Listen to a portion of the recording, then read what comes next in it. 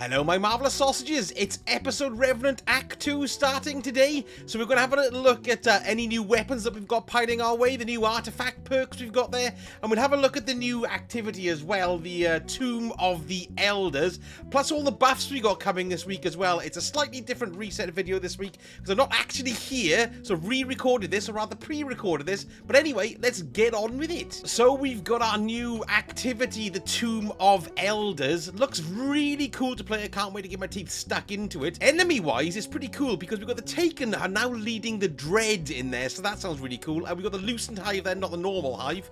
We've got the Shadow Legion Cabal, and we've got the Revenant Scorn as well. Now, this activity seems to be structured like Riven's Lair was. Remember the one from Season of the Witch, where you kind of had a trap room, and then an encounter room, and then another trap room? It is kind of set out like that, but it's kind of more starting off with an encounter, then you get a random faction arena, then you get a traversal area where we can have hidden secrets, we can have traps as well, and then finally a boss room, and then you go to the Warden's office where you get your rewards. Now the Warden, it's the Warden Servitor who's kind of in charge of it all, and we don't actually want to kill the Warden Servitor, we kind of want to appease him and make him happy. So in order to do this, we've got the Warden's Favour buff system. So when you complete challenges and bonus objectives that are laid out before each encounter, it'll grant you positive stacks. They're called Warden's Favour. Now what they do, they'll increase the encounter difficulty. So the more of those you do, the more difficult it'll become. However, you do get improved rewards from completing those too. However, the negative stacks, which is called Warden's Punishment, so if you don't complete these challenges, you get it slightly lowers the challenge level of the actual game, but unfortunately the rewards drop down a little bit as well. So I think this looks really interesting, and I'm also hoping there's going to be lots of little secrets tucked away there as well. I'll be doing guides and all that kind of stuff as soon as I get back, so keep your eyes peeled. Now we've got two new weapons making an entrance this act. The first one is this. It's called the Noctis Vitaver, I suppose you pronounce it. Yes, it's a precision frame SMG and it's arc. I really like the design of the weapons this year as well. That's pretty cool. Let's have a quick look at the perk pool for it so you can see what you're going to be farming for. We'll just have a look at the last two perk columns. So in the third column, you can have Loose Change. You've got this one, To the Pain. This is added in Season 24. While this weapon is equipped, taking damage increases handling and aim assist until the weapon is stowed in Tweaking. We've got Thresh, we've got Unrelenting, we've got Attrition Orbs, Pugilist, and Heating Up there. And in the final column, we've got a newer perk called Jolting Feedback. Dealing repeated damage with this weapon inflicts Jolt. Interesting. And while amplified, Jolt is applied faster. That's cool. We've also got Target Lock, Frenzy, Redirection, Vorpal Weapon, Desperate Measures, and we've got Rampage as well. And then we've got the new origin trait, the Dark Ether Reaper trait as well. Interesting. I'm going to be looking myself for Jolting Feedback, perhaps. Maybe coupling that with it To the Pain. That could be interesting too, to see what's what. But we'll just have a little squint and see what's coming. And the other weapon is the Scavenger's Fature. It's Void, it's precision frame, very sexy. I like the way that's not quite even there as well. That's pretty cool. And looking at its perk pool, so in the final column, we've got Destabilizing Rounds. Nice. We've got Closing Time, Desperate Measures, Harmony or Vorpal, Surrounded, and we've also got, what's that one? That's Frenzy. And then in the third column, we've got Dual Loader and Slide Shot, Perpetual Motion, Discord, Repulsor Brace, Feeding Frenzy, and Lone Wolf as well. I'm generally a solo player most of the time, so that's pretty cool perk to have there.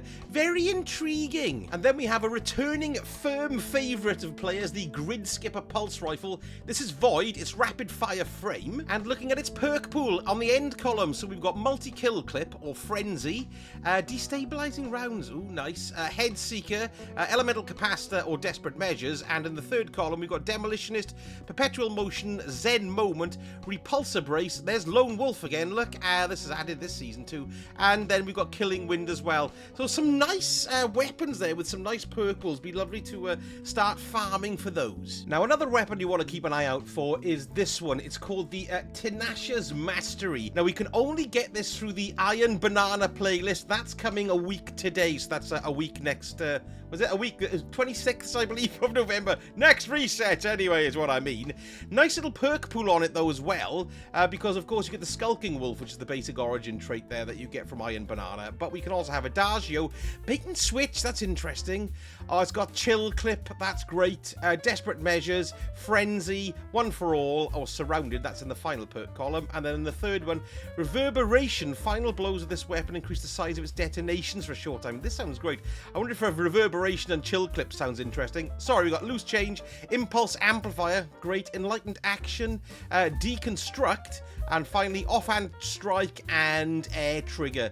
So that's something that you're going to keep an eye out for next week, and I'm definitely going to be trying my hand at farming some of those because I love rocket sidearms. They're the best thing added to the game in ages. Now, of course, we're going to have new story missions, and it looks like they're all going to be dropping all at once as well. So pace yourself if you don't want to cane it all in the first week, because I'm going to have to do that, I think. And I think I'll bring out videos this time about each step, just in case people are looking for any help. But I won't be doing any spoils on that in this vid. Now, along with the new weapons, we've got a new line of artifact perks that we're going to be able to have a bit of a fiddle with. So let's have a quick look at what we're going to have there. So in the first column, we've got authorized mods, which is melee. The armor energy cost of all armor mods affecting your melee are significantly discounted. So we got that one. We've got emergency flare in the column 2. Emergency reinforcements consumes all but one armor charge. In column 3, we've got the thick of it, not the comedy, but rapid final blows while surrounded grant you an armor charge, and you get a boost while you are surrounded. Your weapons have increased handling,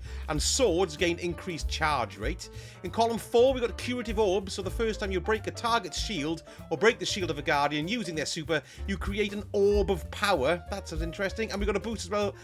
Picking up an orb of power, an elemental pickup, or a tangle grants you a small amount of health. That's not quite nice. And then finally, column 6, we've got arc compounding. Arc sources deal increased damage to blinded targets. So that's a nice little a build element there that you may be able to weave into your arc builds. Now, we've got a big tuning update coming in Act 2 as well. Probably one of the biggest you're going to see for a while. So let's have a little look at what I think is the most important thing here. First of all, there is a massive PvP tuning pass there. I'll leave a link in the comments, in the description, so you can see what's coming there. But this is the one that really stood out to me first of all. And they're going to be changing the damage-based recharge for all roaming supers. This is PvE only though, okay, by roughly 3 times the amount it is at the moment. So what they're trying to do here is increase the amount of supers that you have, basically, so it's more fun to play.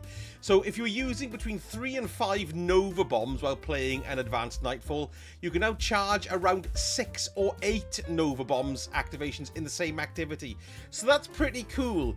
Now the supers this applies to, it's not across the board, but it applies to these following supers. So on the Hunter, it applies to the Arc Staff and the Golden Gun, but it excludes Celestial Nighthawk's variant as it's classified as a one-off for the super. Spectral Blades and Silk Strike. For the Titan, there's going to be Fists of Havoc, Burning Maul, but if you've got the Pyrogale Gauntlets on, that's classed off as a one-off super, so it won't affect those. Hammer of Sol, Sentinel Shield, Glacial Quake, and Blade Fury. And then finally for the Warlocks, it's going to be Storm Trance, Daybreak, Nova Warp, and Winter's Wrath. Nothing for Chaos Reach again. Boo-hoo, hate it. And they've also made a pass on some exotic pieces of armor, so we'll have a quick look at those. The Point Contact Cannon Brace, which is for the Titans. They've amplified lightning bolts to do 100% increased damage over base, now up from 50. That's pretty cool. And then the Lightning Strikes defeats also refund melee energy, but they've reduced the Thunderclap refund by around 10% to compensate for increased energy gains on average. So that's the Point Contact Cannon Brace. Then for the Raiden Flux, so that's the Hunter chest piece, the Synapse Junction super damage benefit is increased to around about 20% per stack. That's up from 14%. That's pretty good. But the maximum benefit is now around about 70% damage increase, up from 50. So these are getting a lot more potent. And then finally, the Balados Wrathweavers. These are for the Warlocks. They've increased shatter damage to 150%, up from 100. And they've also fixed an issue where enemies are inconsistently getting the boosted shatter damage, which led to decreased damage overall. So they've increased the shatter damage, now shows as a yellow number to aid with the visibility of the perk. So it might be nice to take some of those out for a spin there, particularly the Balados. I'm going to have a go with those for my Warlock course because I'm enjoying my stasis builds at the moment. And it looks like we're going to be having new tonics unlocked as well, because this year the Tomb Flake is now going to be droppable or gettable rather, from the Tomb of Elders activity. So keep an eye out for any new topics. That's a chocolate bar. tonics that might pop up during this. I tell you what, look how many ingredients I've got. I just don't make them. I don't bother. Anyway, this one here as well, the reflective flake, that's got to do with the Kel's Fall exotic mission. Now, we know that's not coming until Act 3, so you can forget about that one for another 40 days. Now, because it's a new act, we have a reset in regard to all the mission rotators and things, but generally, they all tend to follow the same structure with these exotic missions. That's the dungeons and the raids as well. They kind of happen in their release order. So it looks like that it probably will be the Presage, which will be the exotic mission. However, I'm doing this beforehand, so let me know in the comments if that's incorrect, if they've changed anything. Dungeons-wise, the pinnacle dungeons should be the Ghosts of the Deep here. They're on the Legends tab, of course, and then the Prophecy dungeon. Let me know if I'm wrong. Ooh, interesting. It's almost Mystic Smeg, this. And the pinnacle raids should be the Root of Nightmares and the Deep Stone Crypt. Now, I thought I'd also go over the lost sectors, the expert lost sectors that are going to be rolling in this week. So starting from November the 19th, the first one we've got is the Blooming Deep here in the Pale Heart. We're going to have Overload and Unstoppable champions. We don't know what the loot pool is for these as well, so it's going to take at least one run of all of them going through so we know if there's any changes to the loot pool. Okay, so there we go. Number one, November the 19th is the Blooming Deep. Then on November the 20th, it's the Forgotten Deep. There's Barrier and Unstoppables in that one. November the 21st, we're all the way back in the Throne World, and we've got Extraction here in the Quagmire, and that's Barrier, and sorry, that's Overloads and Unstoppables. Get it right, stupid boy. Then November the 22nd, we're here in the Sepulchre in the Fluorescent Canal. Don't drop the C. We've got Barrier and Unstoppable champions in there. Then on November the 23rd, it's Metamorphosis here in the Miasma.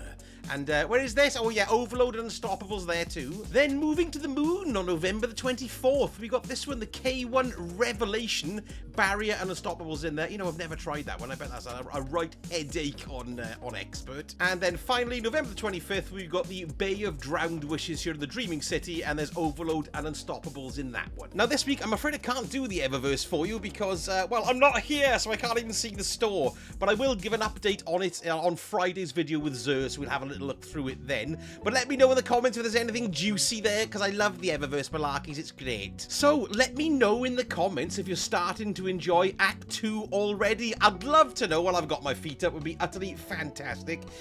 What's the new activity like? Have you been playing it? What's the rewards like? Any secrets laid anywhere? Give me all the info in the comments. I shall be reading them as I always do. Anyway, thank you so much for watching, and I shall speak to you all again very soon. Sausage Hurt.